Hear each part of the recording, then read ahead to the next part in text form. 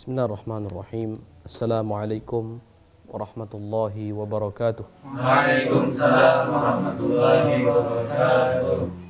Alhamdulillah, thumma alhamdulillah. Alhamdulillahilladzi bini'matihi tatimmus salihat. Wa salatullah wa salamuhu ala sayyidis sadat sayyidina Rasulillahi Muhammad ibn Abdullah wa ala alihi wa sahbihi wa man walah wa la hawla wa la quwwata illa billah. Amma ba'd. Anak-anakku, para santri semuanya, kaifa halukum? Alhamdulillah bi khair wa afiyah. Taib, madza darsuna al-an? Darsuna as-sirah an-nabawiyah. Baik, pelajaran kita pada pertemuan kali ini adalah as-sirah an-nabawiyah. Mempelajari tentang sejarah kehidupan makhluk paling mulia, manusia agung, junjungan kita semua, Nabi kita, Nabi Muhammad sallallahu alaihi wasallam. Masih dengan kitab Fiqhus Sirah An-Nabawiyah yang ditulis oleh Asy-Syaikh Al-Alim Al-Allamah Muhammad Sa'id Ramadan Al-Buti. Kita telah sampai pada pembahasan uzlahnya Rasulullah sallallahu alaihi wasallam di Gua Hira. Pada pertemuan terakhir kita telah sampaikan, kita telah pelajari, kita telah bahas sepenggal hikmah di balik uzlah atau di balik khalwah, di balik menyendiri dengan Allah Subhanahu wa taala saja. Pada pertemuan lalu kita sampaikan bahwa dan kita pelajari bahwa seorang muslim tidak akan sempurna keislamannya walaupun banyak melakukan ibadat, walaupun juga memiliki akhlak yang baik dan bagus, tidak akan sempurna keislamannya kecuali kalau orang muslim tersebut mengumpulkan ibadah akhlak dengan yang namanya uzlah atau khalwah, menyendiri dengan Allah Subhanahu wa taala. Dan dikatakan pada pertemuan yang lalu oleh musannif bahwa uzlah ini sangatlah penting. Sangatlah penting untuk setiap muslim, baik sebagai individu yang awam ataupun memang sebagai seorang muslim yang merupakan juru dakwah ila Allah Subhanahu wa taala. Kalau seandainya uzlah atau khalwah itu penting untuk setiap muslim, maka barang tentu yang namanya uzlah atau khalwah itu sangat penting, lebih penting lagi untuk seorang juru dakwah. Karena di dalam uzlah, di dalam khalwah, seorang muslim bisa melakukan yang namanya muhasabatun nafs, mengevaluasi diri. Karena di dalam uzlah, seorang muslim bisa selalu merasa diawasi oleh Allah Subhanahu wa taala. Karena juga di dalam uzlah seorang muslim bisa merenung, bisa bertafakkur, memikirkan keindahan dan keagungan ciptaan Allah yang secara otomatis itu adalah bukti dan petunjuk akan keagungan Allah Subhanahu wa taala. Dan pada pertemuan lalu pula kita telah mempelajari bahwa barang siapa yang ingin keislamannya benar, sahih, sempurna, maka hendaknya melakukan yang namanya uzlah. Itu orang muslim biasa, apalagi seorang juru dakwah. Kita akan lanjutkan pembahasan kita. Masih tentang hikmah di balik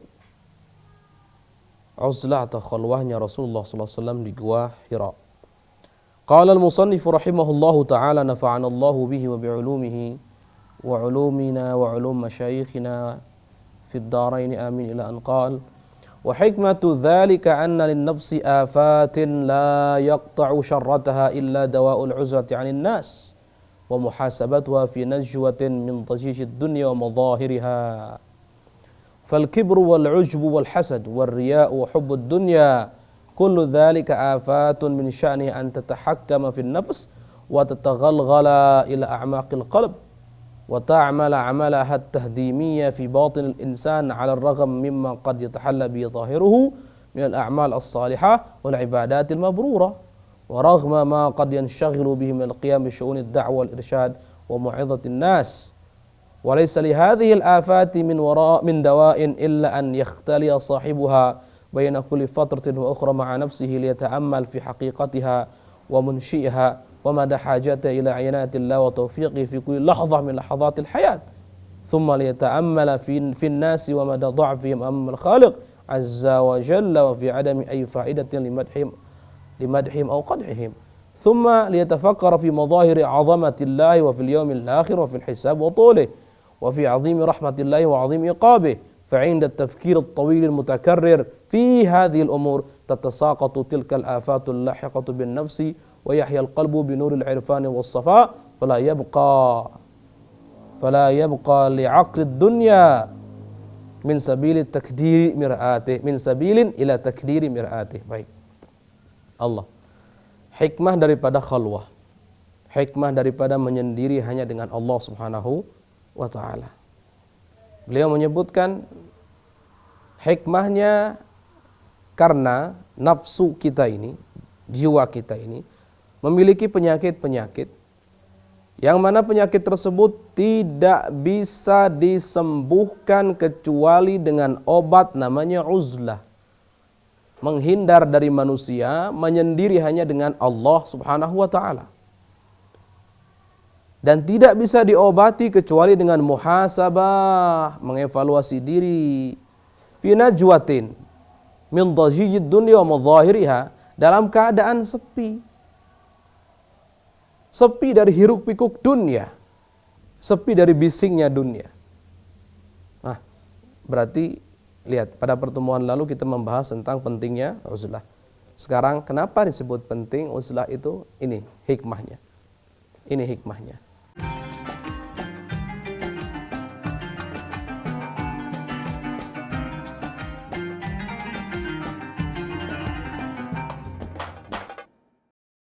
Mau menyaksikan kajian Buya Yahya tanpa biaya internet? Segera pasang parabola Al-Bahjah TV di rumah Anda. Bebas biaya bulanan dan tanpa koneksi internet.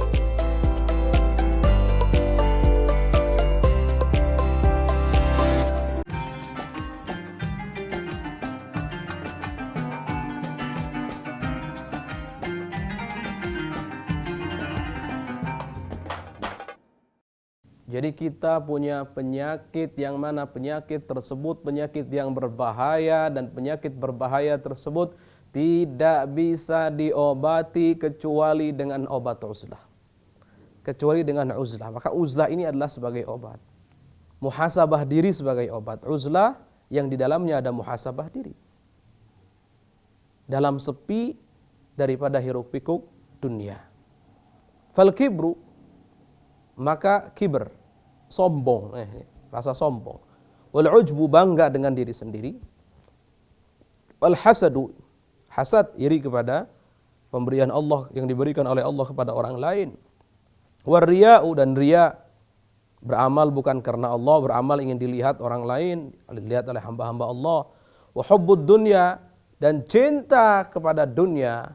Kullu dzalika, semua itu sombong, ujub, hasud, riya, hubud dunia, cinta dunia, semua itu afatun, penyakit-penyakit yang ada dalam diri kita tentunya. Min sya'niha an tatahakkama fin nafs, yang mana penyakit tersebut bisa menguasai diri kita. Wa tataghalghala ila amaqil qalb, dan bisa merasuk ke dalam hati kita, ke dalam lubuk hati kita. Wa ta'amala amalat tahdimi, kalau sudah merasuk dalam hati kita, lubuk hati, maka penyakit-penyakit tadi akan menghancurkan batinnya kita, akan menghancurkan kita dari dalam. Fi batinil insan ala ragham mimma qad yatahalla bihi zahiru min a'malus salihah, walaupun secara zahir jasad kita ini, raga kita ini mengamalkan amalan-amalan yang soleh, ibadah-ibadah yang Masya Allah, yang baik. Walaupun juga waraghma ma qad yanshaghilu bihi min al-qiyam bi syu'unid da'wah wal irsyad wa mu'adhdhin nas. Walaupun juga secara zahir kita ini mungkin menyeru umat, menyeru manusia untuk kenal dengan Allah, untuk kembali dengan Allah, atau yang bisa disebut dengan melakukan dakwah ilallah.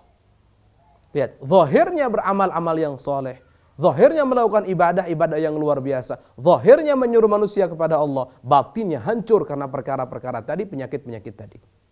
Betul, manusia itu sombong. Makanya ini kaidah, ini satu kaidah. Kalau badan kita asalnya adalah sehat. Asalnya adalah sehat. Kemudian penyakit itu hanya sesaat saja datang, hilang, saat hilang, datang, hilang begitu. Asalnya ada sehat. Berbeda dengan batin kita, hati kita. Jadi asalnya memang hati kita, batin kita ini berpenyakit malah. Berpenyakit. Bisa dicek hasil penelitian para ulama yang ahli di bidangnya, ulama tasawuf, ulama akhlak. Beliau setelah melakukan penelitian menyimpulkan bahwa manusia itu sakit hatinya. Bukan sakit hati karena percintaan, ya walad, bukan, tapi sakit hati maksudnya berpenyakit. Allah. Ya betul. Coba kalau kita seandainya yuk muhasabah diri deh masing-masing. Coba seandainya wallahi isi hati ini dibuka begitu. Dibuka, dipertontonkan di hadapan manusia. Mungkin manusia jijik dengan kita. Kenapa? Karena penyakitnya banyak. Sombong, iya Allah. Sombong. Orang mengingkari kebenaran namanya sombong. Orang tidak mau menerima kebenaran namanya sombong. Orang memandang orang lain dengan pandangan merendahkan namanya sombong. Itu ada nggak dalam diri kita? Oh ada. Fakta ditabrak. Fakta dihiraukan hanya demi apa? Nafsu. Demi keinginan pribadi. Itu nyata. Orang lain nanti dulu deh dipandang dengan pandangan sombong. Yang penting aku dulu. Aku itu sudah Masya Allah. Sudah bukti yang kuat bahwa kita punya sombong karena aku. Sekaligus bukti kuat aku itu karena kita punya bahwa kita punya apa? Ujub. Membanggakan diri sendiri. Makanya manusia itu kaidahnya begini.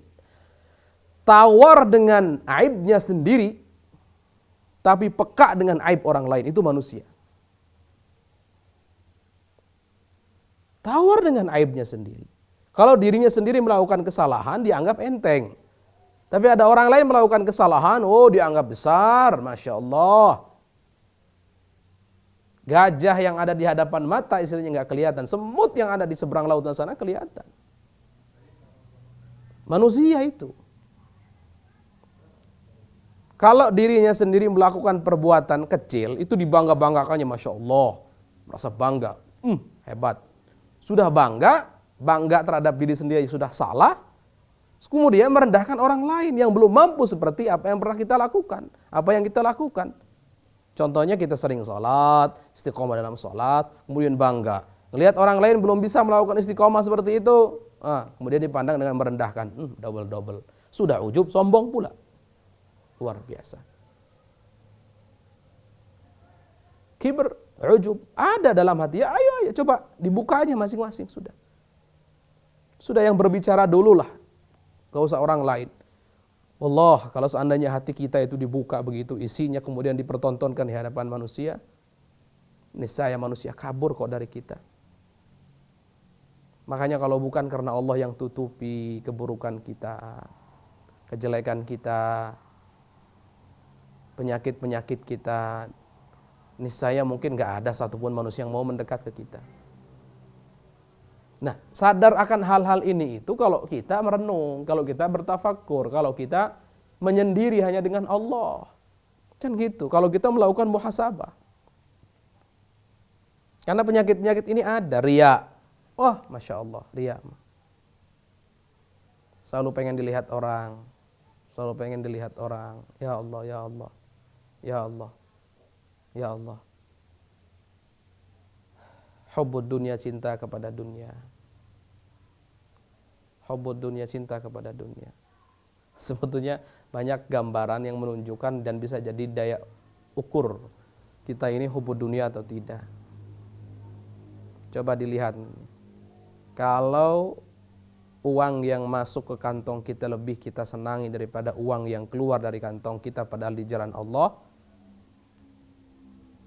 itu berarti kita hubbud dunia. Uang yang masuk ke kantong kita lebih kita senangi padahal mau digunakan untuk apa tuh belum tahu. Sedangkan uang yang kita keluarkan di jalan Allah, sedekah, nafkah anak istri, itu termasuk untuk perjuangan dakwah dan seterusnya. Kok dalam hati kok ada sedih dan seterusnya. Memang ini penyakit luar biasa. Artinya penyakit hubbu dunia. Senang dipuji, senang dibanggakan, senang diagung-agungkan dan seterusnya, masih hubbu dunia. Wal'iyadzu billah.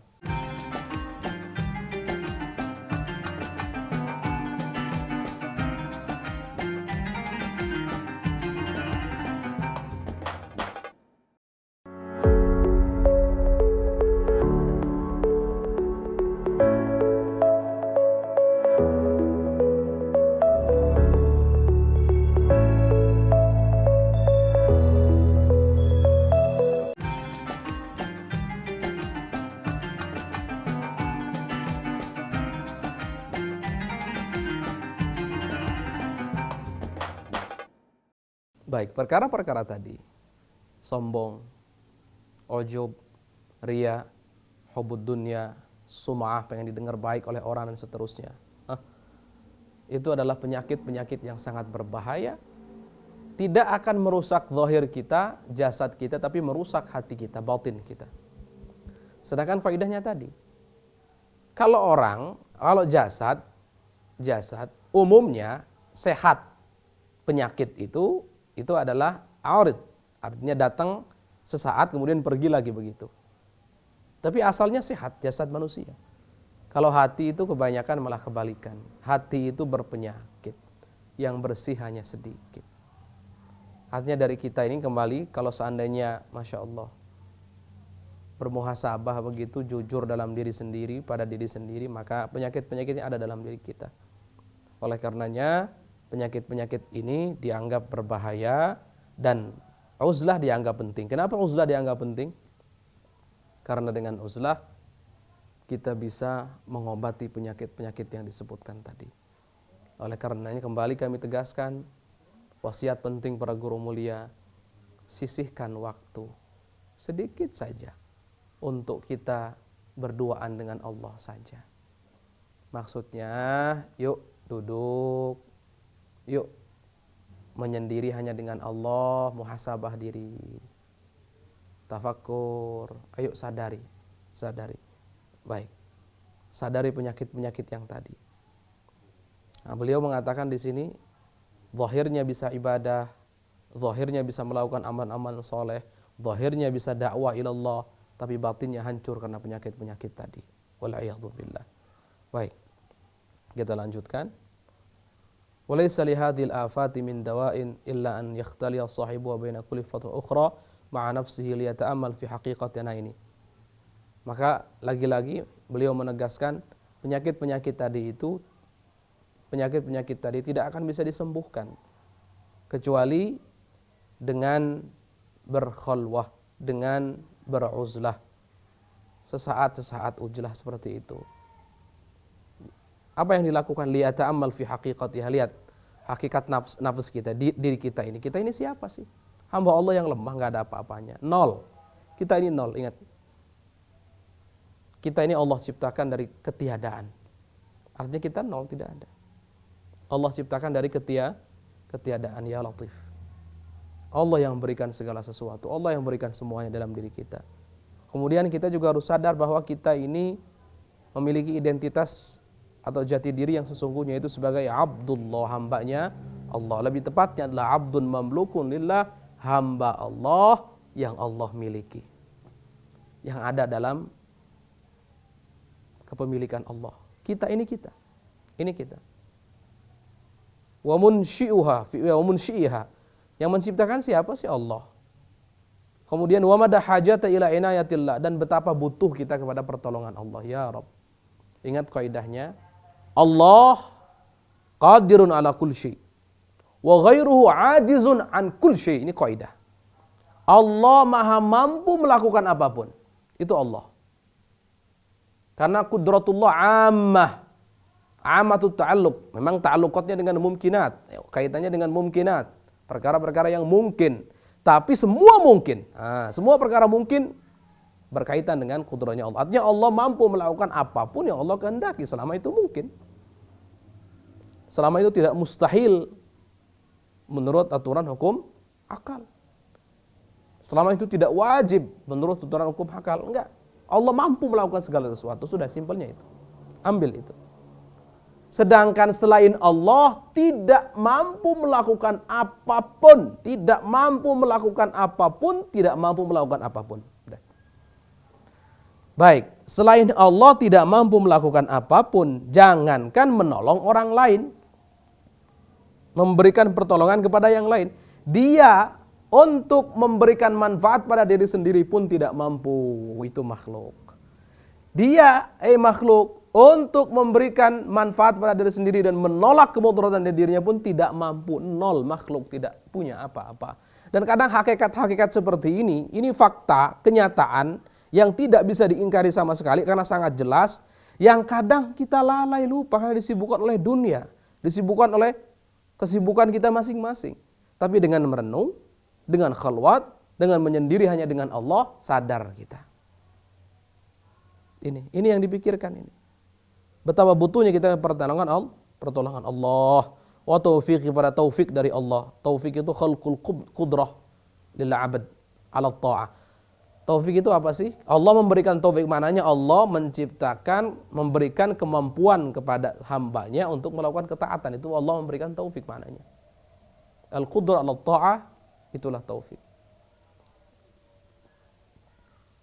Jadi kita butuh sekali. Artinya kalau bukan karena Allah yang memberikan taufik kepada kita, mana bisa kita sholat contohnya, mana bisa kita puasa, mana bisa.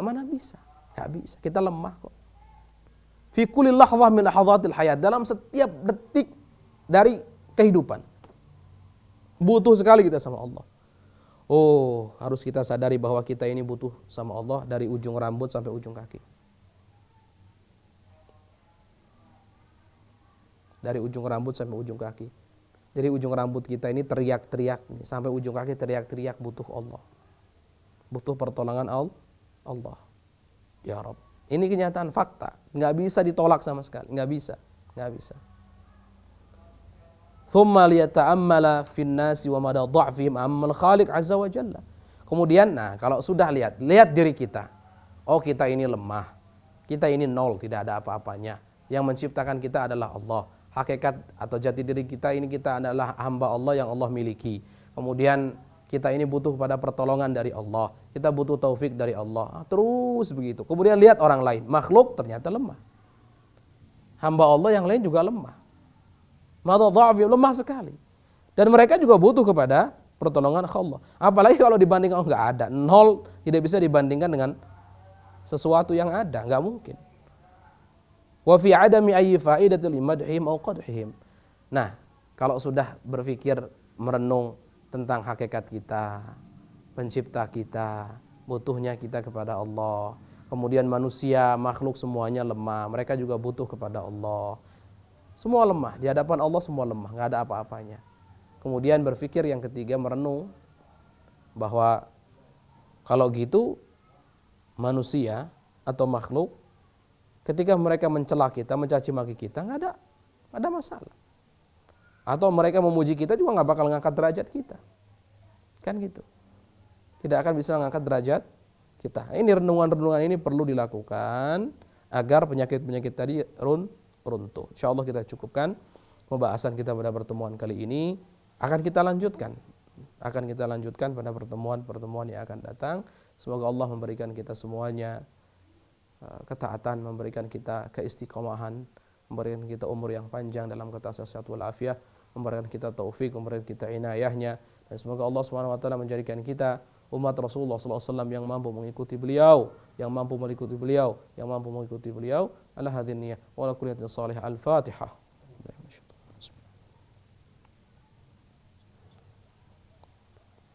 Assalamualaikum warahmatullahi wabarakatuh.